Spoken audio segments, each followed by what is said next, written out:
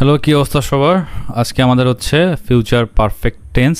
তো আজকে আমাদের ক্লাস করলে আর আগামীকাল আরেকটা ক্লাস দেবো, সেটা করলে কিন্তু আমাদের মোটামুটি টেন্স শেষ হয়ে যাবে আর কি।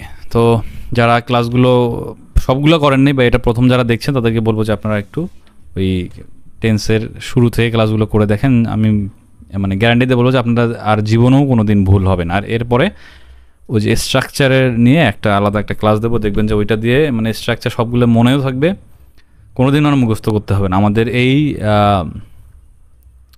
ইজি ইংলিশ এডুকেশনের লক্ষ্য একটা, যে আমরা ইংলিশ মুখস্থ না করেই শিখবো আর কি। তো আজকে ক্লাসটা শুরু করা যাক।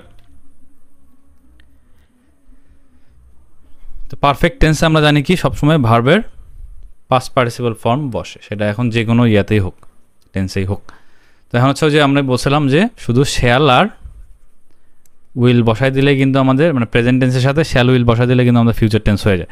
তো যেখানে শ্যাল আর উইলটা বাদ দেন, দেখেন কি হয়, সাবজেক্ট প্লাস হ্যাভ হ্যাজ, আচ্ছা হ্যাভ মানে হ্যাজ লাগে না, তো সাবজেক্ট প্লাস হ্যাভ হ্যাজ ভার্বের 3 নম্বর প্লাস হচ্ছে অবজেক্ট।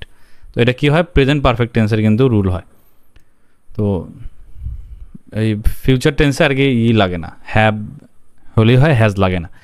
তো এই আর কি প্রেজেন্ট টেন্সটা একটু বুঝতে আমাদের অসুবিধা মনে হতে পারে, আর বাকি পাস্ট টেন্স আর ফিউচার টেন্স দুটোই খুবই সহজ। এটা মানে যারা আমার ক্লাসগুলো করে মানে দেখবেন যারা বা করেছেন যারা, তারা জানেন যে আসলে কত সহজ এই বিষয়টা। আচ্ছা ক্লাস শুরু করা যাক, বাকি কথা অন্য সময়। আচ্ছা, তাহলে ফিউচার পারফেক্ট টেন্স, পারফেক্ট হচ্ছে পুরো ঘটিত ভবিষ্যৎকাল, মানে এখানে ফিউচার পারফেক্ট। তো কোনো একটা কাজ ভবিষ্যতে ঘটে থাকবে বা কাজটি শেষ হয়ে না, যে কানা এটা বা কাজটি, অর্থাৎ কাজটি কি শেষ হয়ে থাকবে, তার ফলাফল থাকবে কীরকম, যেমন আমি পরীক্ষা দিয়ে থাকবো। কেমন বললাম, আমি পরীক্ষা দিয়ে থাকবো, এটা হচ্ছে কি পরীক্ষা দিয়ে থাকবো, তার কি থাকবে, পরীক্ষার একটা কি থাকবে, ফলাফল কিন্তু আমরা পাবো ভবিষ্যতে। তো এই আর কি।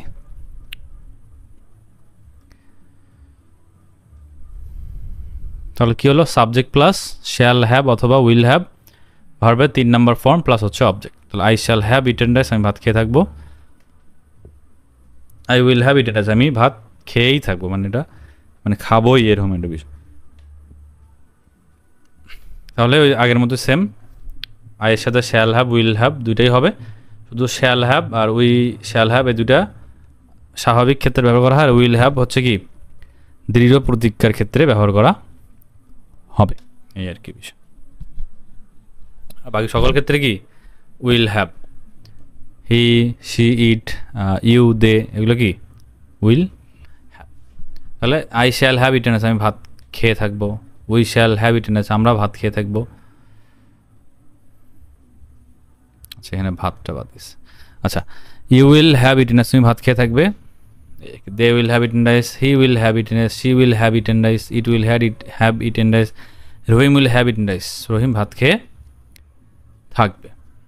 এখন হচ্ছে ফিউচার পারফেক্টকে ইন্টারোগেটিভ করতে হলে আমাদের কি, আচ্ছা এখানে হচ্ছে কি শ্যাল আর হ্যাভ, এটা কি দুইটা অক্সিলারি হবে একখানে করা না, তো আমাদের এই ফার্স্টের অংশটা রাখলেই, সামনে রাখলেই হবে, দুইটার দরকার নাই।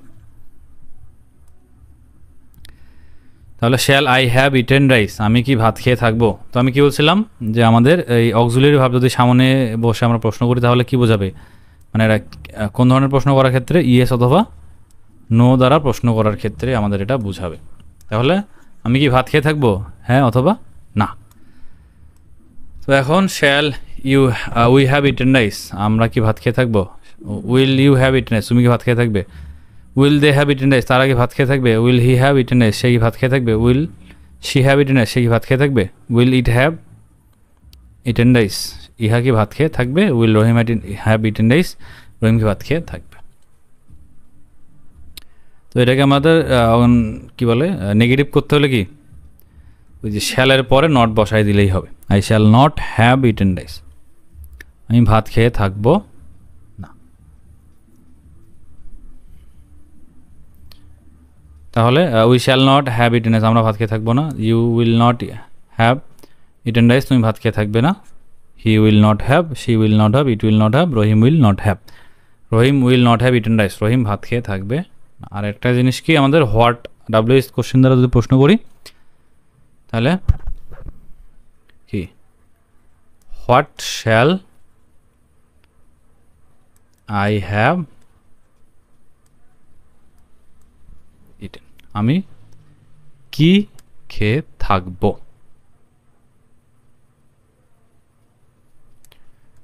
What will you have eaten, তুমি কি খেয়ে থাকবে। তো এই আর কি বিষয়। আর হাউ দা কি, how shall I have eaten, আমি কিভাবে খেয়ে থাকবো। তো এই আর কি আমাদের আজকের টেন্সের ক্লাস, ফিউচার পারফেক্ট টেন্সের ক্লাস। তো এই আর কি আজকে ক্লাস ছিল। আর আমাদের আগামী আর একটা ক্লাস করলে আমাদের টেন্স শেষ হয়ে যাবে। আর সর্বশেষ একটা কি, আমরা সিম্পল টেস্ট দেব, যাতে আমরা বুঝতে পারি যে নিজেরা কি বুঝতে পারলাম কি পারলাম না, এটা একটা টেস্ট হবে। তো সবাই ভালো থাকবেন। আজকে ক্লাসটা পর্যন্ত ছিল, আবার নেক্সট ক্লাসে দেখা হচ্ছে।